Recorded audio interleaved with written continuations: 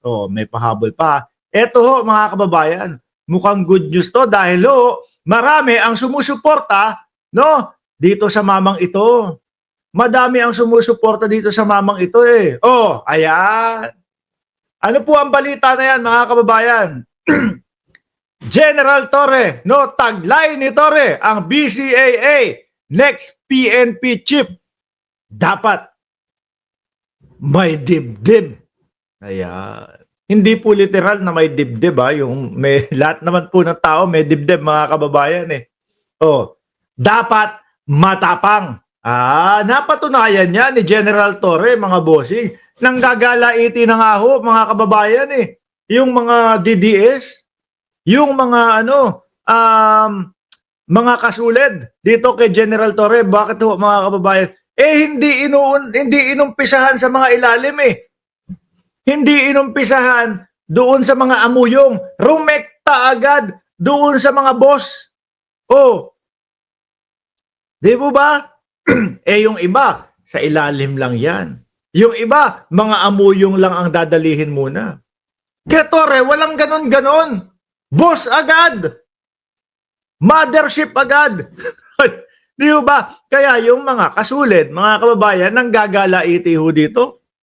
Sabi ni Sir Eseng Mariano, si Bato, may daga sa dibdib. Yun nga lang ho. Paputok nga lang ho, mga kababayan. Tumatakbo na yung si Bato eh. O yan. Tingnan nyo, tindig pa lang. Ni General Torre, may yagballs, may dibdib, may political will. No? Ganito inilarawan ni Volunteer Against Crime and Corruption, BACC Founding Chairman Boy Evangelista, si Police Major General Nicolas Torre III. At nung isang araw nga ho, na-shout out tayo niyan, mga kababayan. Oy, saglit lang ha. Shout out dun sa kapatid natin na si Angel. Oh, happy birthday sa iyo, madam. Pagpasensyahan nyo na, oh. Kagabi, antok na antok ako eh. Happy birthday. Mamaya papadalang kita ng birthday greeting mo. Oh. Ganito inilarawan ni Volunteer Against Crime and Corruption, BACC Founding Chairman Boy Evangelista, si Police Major General Nicolas Torre III sa isang panayam sa radyo bilang isa sa mga napipisil na susunod na hepe ng Philippine National Police. Oh. Kasi ho, sa ganyan, mga kababayan, yung tipong hindi ka aatras, no, na ipatupad yung batas. Hindi porkit, naku, si Buloyski, ang yaman-yaman yan. Merong kingdom yan. Oh, pinakamalaki. Sa Davao, yata. Hindi, ang alam kong pinakamalaki, Philippine Arena, di ba? Yung sa Iglesia ni Cristo, yung sa Bulacan, alam ko yun yung pinakamalaki. Oh, merong kingdom yan, mayaman yan, bilyonaryo yan, madaming tagapagtinda ng otap yan. Kaso may nagreklamo. Kaso may tumatangis, umiiyak na si alias Amanda at meron pang iba na ang sinasabi ay naargabyado o inargabyado di umano ni Kibuloy. Oh. Inaresto inaresto ni General Torre, mga kababayan. Kung ano-ano pa ang ginawa nila. Tsaka itong tao na to matyaga. No? Matyaga at kahit sino pang senador ang pumigil sa kanya, hindi papapigil. Naalala nyo? Yung sugod ni Bato, Bungo at Robin Padilla? Isang araw bago mahuli si Buloyski?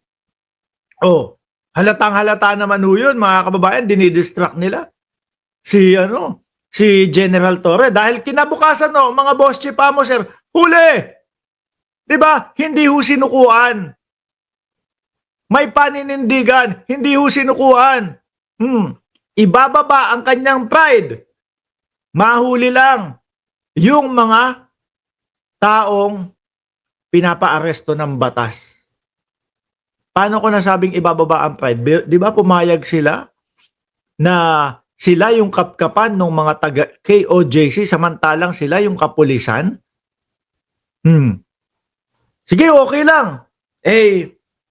Para masunod natin lahat, para makuha tong inirereklamo. Ganyan. Tapos ngayon, mga kababayan, ang sumunod, Tinatawag nilang diwata ito dahil daw kamukha ni Diwata.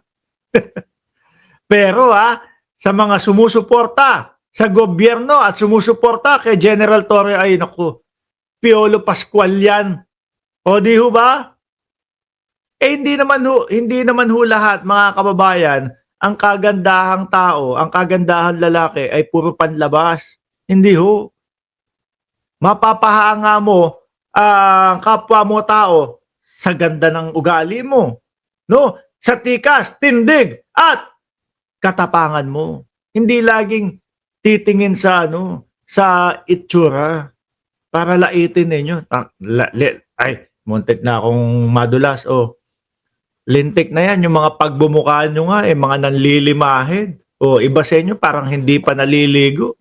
Tapos, aalipustahin nyo yung tao, di ba? Binanggit ni Evangelista ang estilo ng pamumuno ni Torre na hands-on at epektibo mga estratehiya kontra krimen, lalo na ang kanyang mga programa sa police visibility at 5 minutes quick response. Ilan ho? Parang kung di ako nagkakamali, 24 oras 40 ang mga naaresto at huli na mga wanted.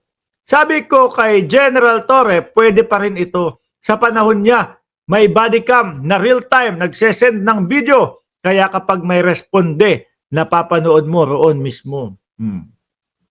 Di ho ba?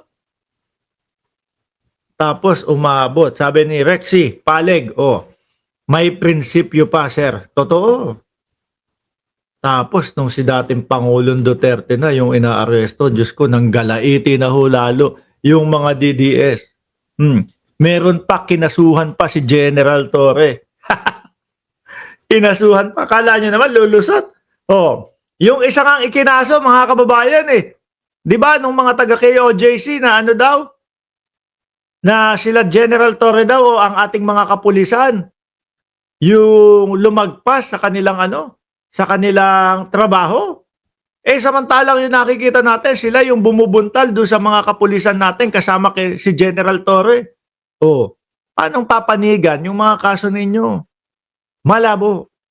Malabo, di ba? Ako ang gusto ko ding maging next PNP chief, mga kababayan. Ito pong si General Torre III, mga bossing. Yan, may shoutout nga tayo ng isang araw dyan. Di ba? So, alisin ko na ito, mga kababayan. Ngayon, tumungo tayo sa susunod nating topic. Nako, ito. Gusto ko din ito. Yung gustong batas o yung gustong maging batas ni Attorney Chel Jokno, mga kababayan. Kasi mga madami, mga BO-BO na din ho, no? Dahil na rin ho, mga kababayan,